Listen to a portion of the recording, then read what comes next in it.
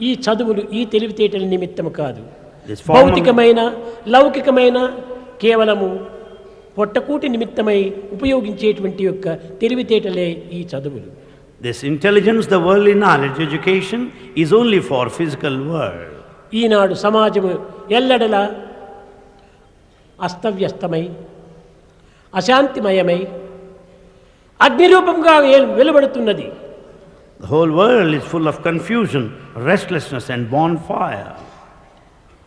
ఈనాటి నాగరికత పెచ్చు పెరిగిపోవటం చేత మానవత్వాన్ని విస్మరించి నీతి నియమాలను కాల్చివేసి దివ్యత్వాన్ని మర్చిపోతున్నాం. With the growing civilization, the morality is lost in humanity and time is spent that way.